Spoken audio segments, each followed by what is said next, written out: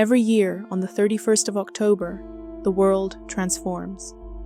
Streets glow under the flicker of jack-o'-lanterns. Costumes blur the line between the living and the dead. And for one night, the strange, the eerie, and the unexplainable feel just a little closer to home. But while most of us remember Halloween for its laughter, its candy, its harmless scares, for others, this night became something else entirely. Beneath the masks and the mischief lie stories few dare to tell, of disappearances that made headlines, tragedies that struck without warning, and mysteries that remain unsolved to this day. Some say it's coincidence, that Halloween's darkness is only symbolic. Others can't help but wonder if there's something about this night, something that draws the unthinkable out of the shadows. Tonight, we're going to step into that darkness. We'll travel through the decades, uncovering the true stories that turned Halloween into a night of heartbreak, horror, and unanswered questions. Because sometimes the scariest stories aren't the ones we make up. They're the ones that actually happened.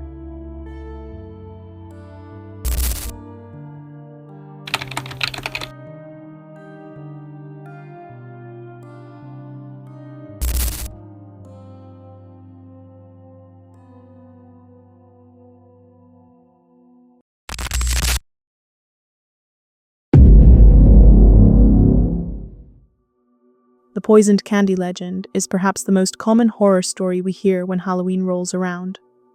But in some cases, these legends are based on true events. The story of Kevin Toston is a tragic one.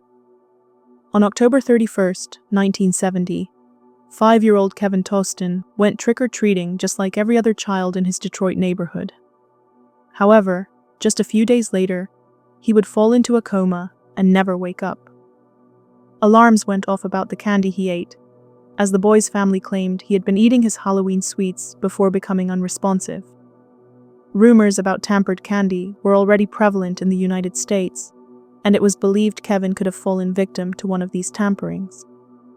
Police inspected and tested the candy and found traces of heroin sprinkled all over his haul, making it entirely possible for this to be the work of a sick person trying to poison children.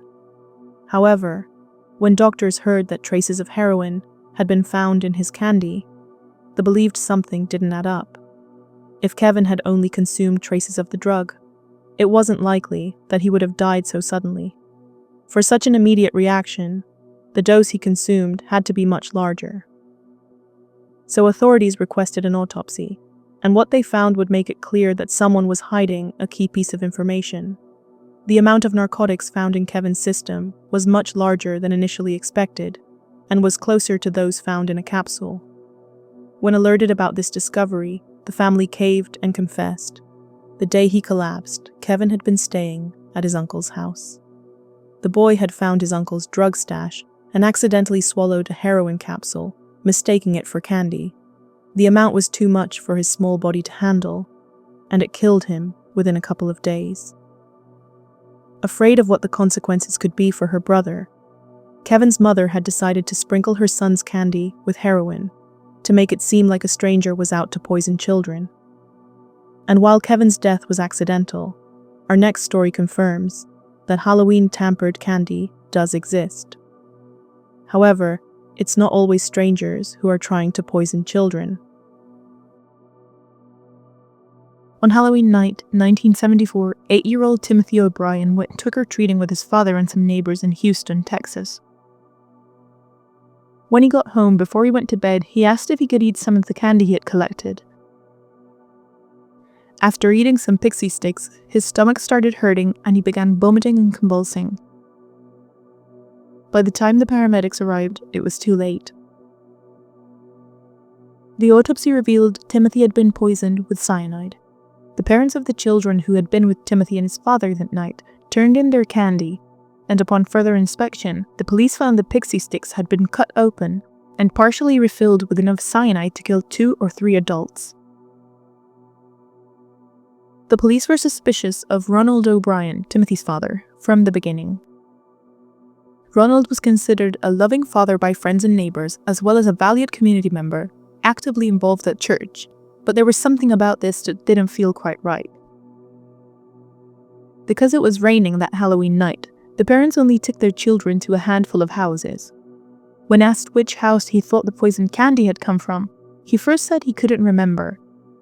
According to the neighbors that were with him that night, they hadn't seen anyone at any of the houses giving out pixie sticks. The candy had come from O'Brien himself, who had stayed behind the group for a moment, allegedly revisiting a house which had seemed empty at first. He said that after knocking and getting no answer, the group had continued on their way, but someone had come to the door moments later, so O'Brien had gone back to talk to them and had received the pixie sticks. O'Brien told the police he hadn't actually seen the neighbor's face, as he had only cracked open the door enough to hand him the pixie sticks. When the police checked on the owner of the house, it turns out he was at work until 11 p.m. that Halloween night, which would mean the house was in fact empty when Timothy and his father went trick-or-treating. The neighbor, Courtney Melvin, was an air traffic controller, and his story was confirmed by over 200 witnesses who saw him at work until late that evening. The police didn't understand why O'Brien would return to a house that seemed empty, or why he would accept candy from someone without even seeing their face or talking to them. But as they dug deeper, they found more reasons to believe he was behind this incident. Ronald O'Brien was massively in debt. He owed over $100,000 and never seemed to have a stable job. But there was one piece of information which tied the whole story together. O'Brien had taken out several life insurance policies on both his children, valued in approximately $60,000.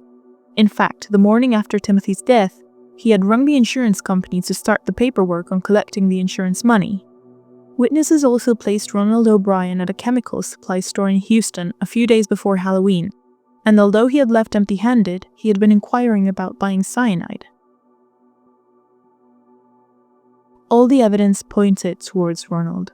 He was accused of poisoning his son and trying to cover up the crime by poisoning the other children, including his 5-year-old daughter. This way, he could make it look like a random Halloween candy tampering case, and collect the money on his children's insurance policies to cover part of his debt. On November 5, 1974, Ronald O'Brien was arrested and charged with 1 count of capital murder and 4 counts of attempted murder. Just like most trials involving the murder of children, his trial caught a lot of media attention, and he was known as the Candyman. O'Brien pleaded not guilty to the charges. Several witnesses came forward with information about O'Brien's inquiries and interest in cyanide. This included a chemist he had called to ask how much would be fatal for a human being, as well as family members who remember him openly talking about cyanide and how it could kill a person. O'Brien's wife also stated she was unaware of the life insurance policies taken out on her children. O'Brien didn't change his plea and continued to defend his innocence. The defense brought up the myths of the Halloween candy horror stories, but like we said at the beginning of this video, these are mostly myths and urban legends, and there are very few documented cases of Halloween candy actually being poisoned. On June 3, 1975, Ronald O'Brien was found guilty of all charges and sentenced to death by lethal injection. He was executed on March 31, 1984, nearly 10 years after killing his son Timothy. To his very last day, he maintained his innocence.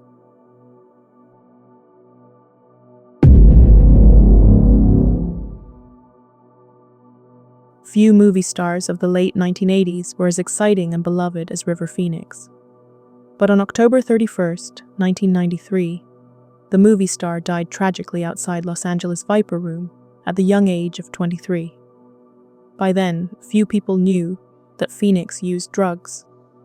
He'd become a household name at the age of 16 after appearing in Stand By Me, and to the outside world, seemed like a promising young star on the rise. Phoenix followed Stand By Me with Running on Empty, for which he was nominated for an Academy Award, and Indiana Jones and The Last Crusade, which was directed by Steven Spielberg and starred Harrison Ford. But Phoenix's close friends had watched with alarm as his drug use increased. He seemed different. Even Phoenix seemed to sense that he needed to take a step back from drugs and drinking, and he reportedly stayed sober for 2 months while filming the movie Dark Blood in Utah and New Mexico in 1993. But his sobriety wouldn't last. When Phoenix returned to Los Angeles in late October 1993, he almost immediately went on a massive drug binge. On October 30th, Phoenix went to the Viper Room nightclub with his brother Joaquin, his sister Rain, and his girlfriend Samantha Mathis. During the night, he took a fatal cocktail of drugs that included cocaine and morphine, and as a bouncer escorted him out of the club in the early hours of the morning, Phoenix dropped to the ground and started going into convulsions. How old is he? He's 23. Stay on the line with me and calm down a little bit, all right? Yeah, I'm calm, but he's having seizures. Get over here, please. You must get over here, please. Okay, take it easy, okay? Okay, no, I think he had Valium or something. I don't know. Please, because he's dying, please. Though his brother was quick to call 911 for help, it was already too late. River Phoenix died at 1:51 a.m. on the morning of October 31st, just 2 months after his 23rd birthday.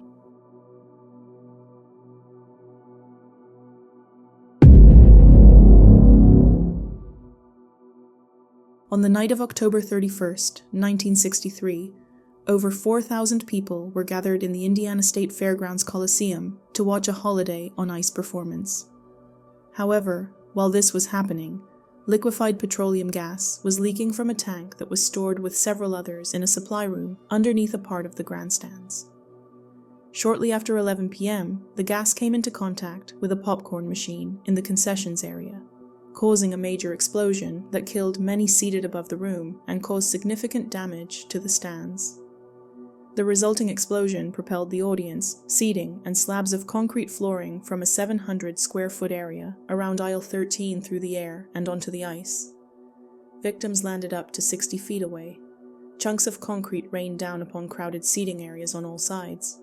Some of the box seat spectators fell into the blast pit and were crushed when a damaged support wall collapsed and an additional 500 square feet of floor caved in. A few minutes later, while survivors were evacuating, the remaining propane tanks created a secondary explosion. A fireball rose from the crater to the ceiling, burning those who had rushed to the area after the first explosion and incinerating those who had fallen into the blast pit. The audience remained remarkably calm as it left the Coliseum. Some remained to assist the performers and staff in caring for the injured and to free trapped survivors. The police, fire department, civil defense, Red Cross, Salvation Army, and hundreds of volunteers used buses, ambulances, and private cars to transport the injured to area hospitals. Rescuers established a temporary hospital in the cattle barn, and the coroner's office set up a temporary morgue on the ice floor. After all other efforts failed, the Indianapolis Fire Department eventually brought a mobile crane into the Coliseum to lift the concrete slabs still covering victims. 54 people died outright from impact injuries, flying debris, and burns. The number of deaths later reached 74. Approximately 400 others were injured, some permanently. The Marion County Grand Jury indicted the state fire marshal, the Indianapolis fire chief, the general manager and concessions manager of the Indianapolis Coliseum Corporation, and several officers of the LP gas supplier for charges ranging from dereliction of duty to involuntary manslaughter. However, the single conviction, the president of Discount Gas Corporation for assault and battery, was later reversed by the Indiana State Supreme Court, and charges against all other individuals were eventually dropped.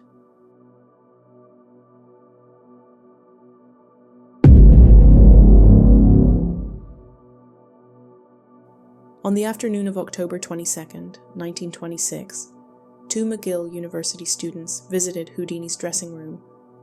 According to reports, Houdini was looking through his mail when one of the students, J. Gordon Whitehead, asked Harry if he could indeed withstand any blow to the abdomen as the magician had previously proclaimed. Harry responded that he could if given time to brace himself, at which point Whitehead hit Houdini 4 times in the abdomen, under the impression that Houdini had indeed braced himself for the blows.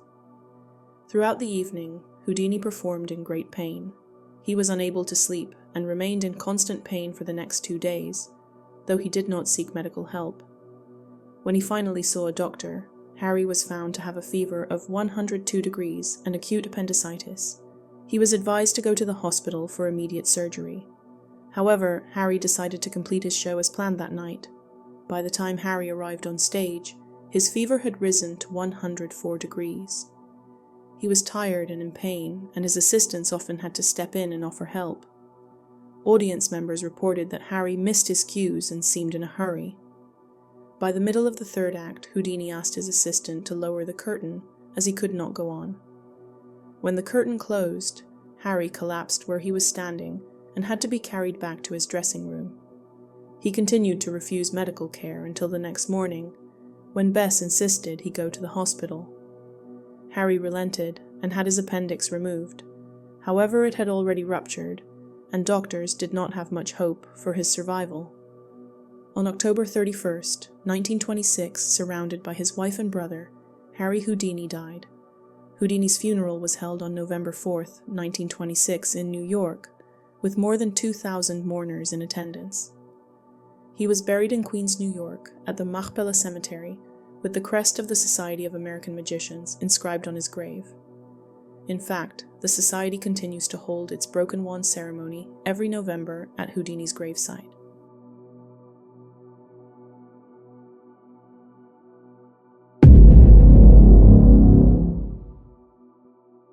On October 29, 2022, thousands of young people gathered in Itaewon, a vibrant district in central Seoul, to celebrate Halloween. A massive crowd, estimated to be in the tens of thousands, filled the narrow streets of Itaewon. The area's infrastructure couldn't handle such a large number of people, and the lack of organized crowd control quickly escalated into chaos. As the crowd density intensified, people became trapped with no escape.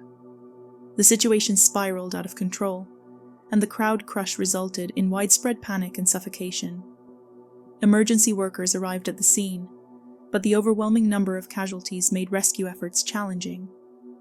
The local police station and Yongsan police station were criticized for their delayed response and inadequate preparation. The Itaewon crowd crush left an indelible mark on South Korea, particularly among young people. Families mourned the loss of loved ones, and the tragedy sparked nationwide grief and outrage. The Seoul Metropolitan Government and the South Korean government faced intense scrutiny, with calls for accountability from the public and the media. Legal proceedings followed, with the Seoul Western District Court examining the roles of local authorities and event organizers. Kim Kwang-ho, the Seoul police chief, faced charges, but a Seoul court acquitted him in 2024. In response, the families of the victims asked prosecutors to appeal the decision. The incident also led to widespread discussions about crowd density and the importance of proper planning for large-scale events. Memorials were established in Itaewon to honor the victims, serving as a somber reminder of the lives lost.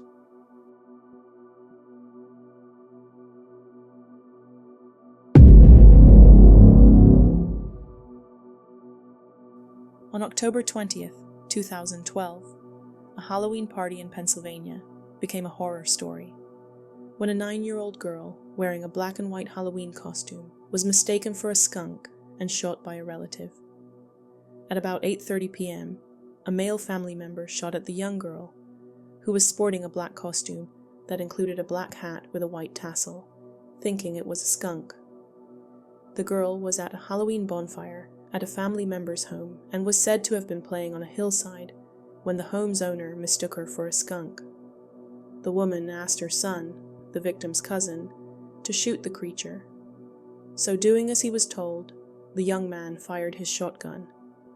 The 9-year-old received injuries to her shoulder and abdomen and was taken to hospital to undergo surgery. People who live in the quiet country neighborhood said the family had never caused any problems, but should definitely know better than to be shooting so close to houses. Neighbors were also confused as to how a 9-year-old girl wearing a costume could be mistaken for a skunk, an animal which tends to be much smaller than the average 9-year-old. The shooter was not under the influence of alcohol at the time, and no arrests were made.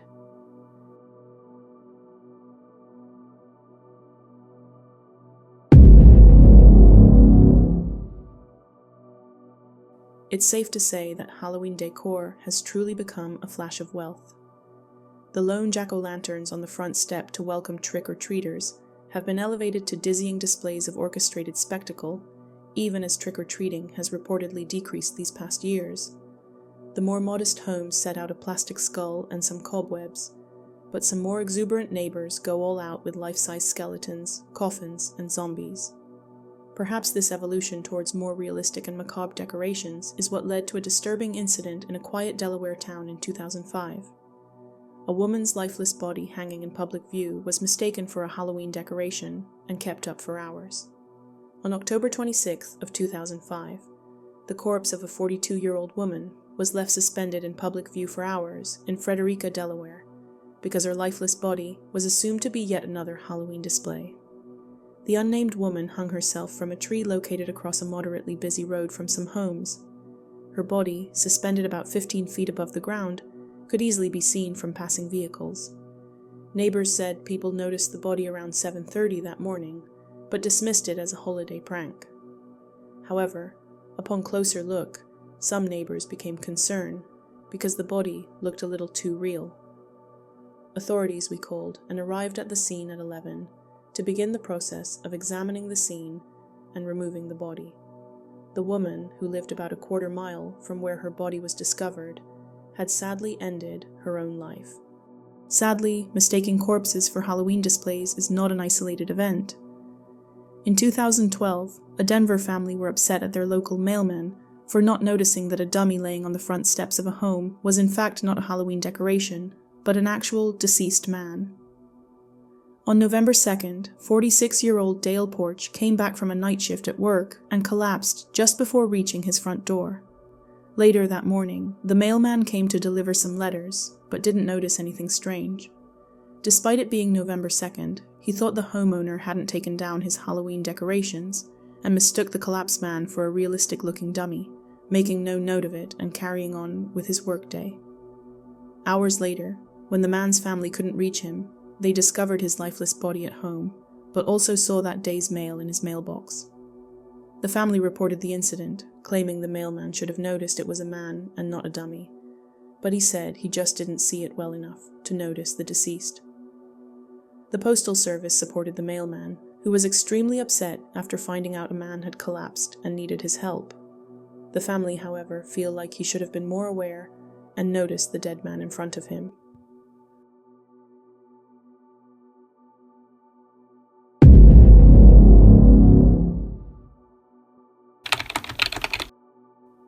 Jeremy Jourdain was a 17-year-old high school student who lived with his grandfather, Joseph, in Cass Lake, Minnesota. He had grown up with his grandfather since he was a baby, and his aunt Alexandra Tanner helped raise him. Jeremy was a promising basketball player who hoped to eventually play at the college level. On October 31st, 2016, Jeremy made plans to go to a Halloween party with a few friends in a neighboring town. Just before 9 p.m., he started to get ready to go, and a few minutes later, a friend of his stopped by the house to pick him up. Jeremy and his friend drove the 20 minutes to nearby Bemidji to attend the party held at the Washington Avenue apartment complex located at 6th Street and Wood Avenue Southeast. Jeremy's older sister, Jasmine, lived in Bemidji and was looking forward to meeting her brother at the party. At close to midnight, Jeremy and a few of his friends stepped outside to smoke cigarettes when, without warning, Jeremy took off running. He didn't give his friends an explanation and left without a word. His friends thought his behavior was rather odd. Jasmine and his friends went after him and attempted to locate Jeremy but could not find him anywhere. They thought it was possible that Jeremy didn't want to be at the party anymore and tried to make his way back home. However, Jeremy never made it back home. In fact, he has never been seen again. When sniffer dogs were taken to the area, they were able to trace his scent for several blocks, but lost it at the intersection of 6th Street and Wood Avenue Southeast. It is believed that he may have entered into a vehicle at that point. For the last 9 years, multiple searches have been conducted to try and find any trace of him, but investigators are no closer to discovering where Jeremy ran off to and why he has never been seen again. The family feel it's unlikely that he ran away, so it's suspected that something happened to Jeremy. Since July 2024, billboards have featured Jeremy's face across Minnesota through a campaign by the state's Missing and Murdered Indigenous Relatives Office, in hopes that someone will come forward with any information that could open a lead in this case. So far, however, the case seems to be stuck in the same place.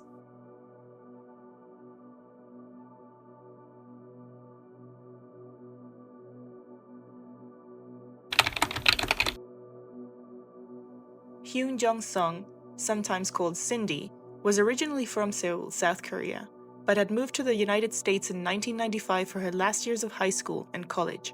She was a senior arts major in Pennsylvania State University. On Halloween night 2001, Sung was dressed up in a bunny costume and went to a college party at a nightclub located near campus. At around 2 in the morning, she left the party with some friends and they all went to another friend's house. After another couple hours of partying there, some of her friends dropped her off at her apartment before making their own way home. That was the last time she was seen. On November 4th, her friends reported her missing after trying to reach her for days and not seeing or hearing from her. Police went into her apartment and found that most of her things were there, including her phone and the fake lashes she had worn to the Halloween party, confirming Sung did actually make it into the apartment.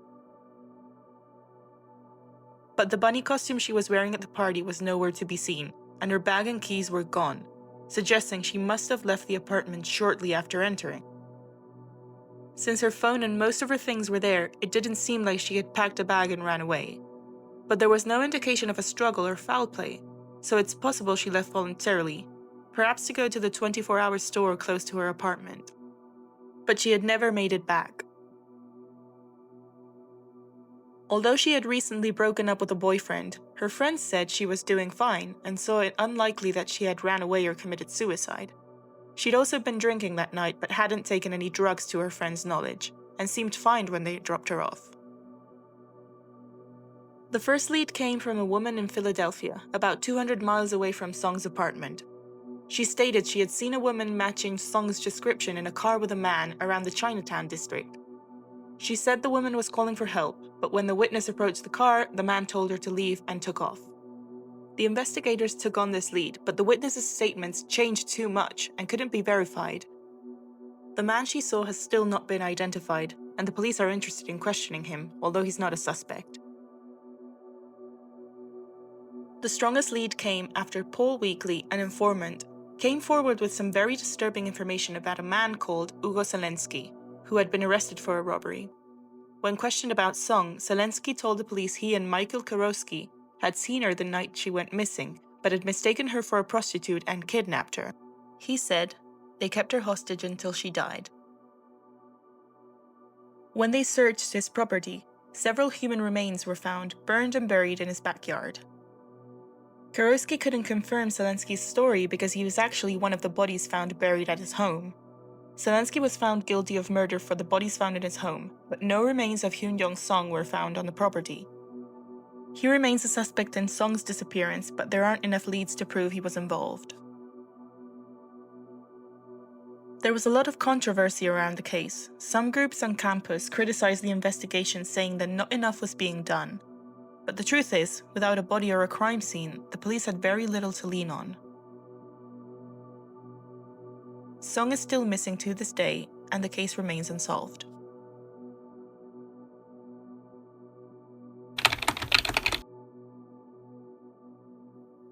Pamela Hobley and Patricia Spencer were two high school students out of Skoda, Michigan. On October 31st, 1969, Pamela, 15, and Patricia, 16, skipped their afternoon classes.